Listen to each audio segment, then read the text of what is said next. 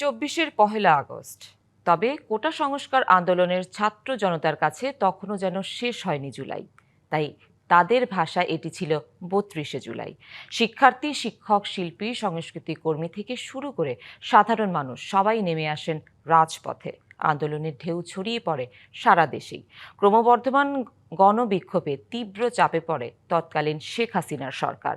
এক পর্যায়ে আন্দোলনের সমন্বয়কদের মুক্তি দিয়ে সরকার কিছুটা নমনীয় অবস্থানের ইঙ্গিত দেয়, কিন্তু তাতেও থামেনি আন্দোলন।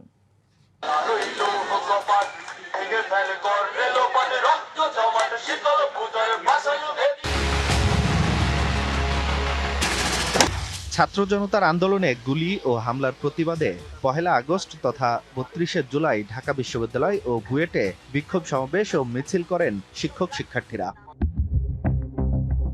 এদিন আন্দোলনে সংহতি জানায় শিল্পী সমাজও। রাজধানীর ফার্মগেটে প্রতিবাদ কর্মসূচিতে ৯ দফা দাবির প্রতি সমর্থন জানিয়ে হত্যা, সহিংসতা, গণগ্রেফতার ও হয়রানির প্রতিবাদ করেন তারা।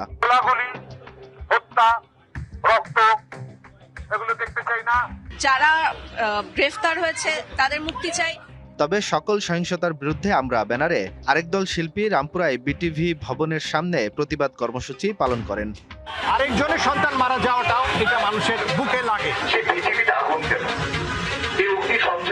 এদিন সন্ত্রাস বিরোধী আইনের আওতায় জামায়াত শিবিরকে নিষিদ্ধ করে প্রজ্ঞাপন জারি করে স্বরাষ্ট্র মন্ত্রণালয়। নগদ নিয়ে এলো হার না মানা হার অফার। সর্বনিম্ন ১০,০০০ টাকা রেমিটেন্স নগদে পাঠালে থাকছে স্বর্ণের হার জেতার সুযোগ। তৎকালীন প্রধানমন্ত্রী শেখ হাসিনা আশঙ্কা করেন, রাজনীতি নিষিদ্ধ হওয়ায় জামায়াত শিবির আন্ডারগ্রাউন্ডে যাওয়ার চেষ্টা করতে পারে। অন্যদিকে টানা কয়েকদিন হেফাজতে থাকার পর ৬ সমন্বয়ককে ছেড়ে দেয় গোয়েন্দা পুলিশ। একই দিনে ডিবি প্রধান হারুনুর রশিদকেও প্রত্যাহার করা হয়। এদিকে জাতিসংঘের ফ্যাক্ট ফাইন্ডিং মিশন পাঠানোর প্রস্তাবে সাড়া না দেওয়ার সিদ্ধান্তের কথা জানান তৎকালীন পররাষ্ট্র সচিব। অন্যদিকে সাবেক তথ্য প্রতিমন্ত্রী মোহাম্মদ আরাফাত হত্যা ও সহিংসতার বিচার বিভাগীয় তদন্তের ঘোষণা দেন। এটা দেখে বিশ্বাস করেন না, একটু যাচাই বাছাই করেন। অস্থির পরিস্থিতিতে ১০ই আগস্ট পর্যন্ত এইচএসসি ও সমমান পরীক্ষা স্থগিত রাখে সরকার। রিমেম্বারিং দ্য হিরোজ কর্মসূচি পালন করে বৈষম্য বিরোধী ছাত্র আন্দোলন। চলে মার্চ ফর জাস্টিস কর্মসূচিও। 18 কোটা সংস্কার আন্দোলন, 18 ইলেকশন এবং 28 অক্টোবর থেকে 7 জানুয়ারি বাংলাদেশ জাতীয়তাবাদী দল কর্তৃক যে হরতাল, অবরোধ এবং নির্বাচন বর্জন কর্মসূচি ছিল, ওইখানে প্রায় আমার 26টার মতো কর্মসূচিতে অংশগ্রহণ ছিল। বাংলাদেশের মানুষ খুনি হাসিনা থেকে মুক্তি চায়, বাংলাদেশের মানুষ তাদের ভোটাধিকার ফেরত চায়, তাদের বাকস্বাধীনতা ফেরত চায়। এর জন্যই আমরা রাজপথে সক্রিয় ছিলাম দেশনেত্রী বেগম খালেদা জিয়া এবং তারেক রহমানের নেতৃত্বে।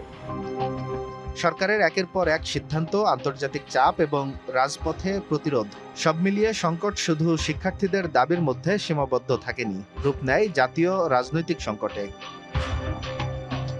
আঞ্জাম খালেক, ডিবিসি নিউজ, ঢাকা।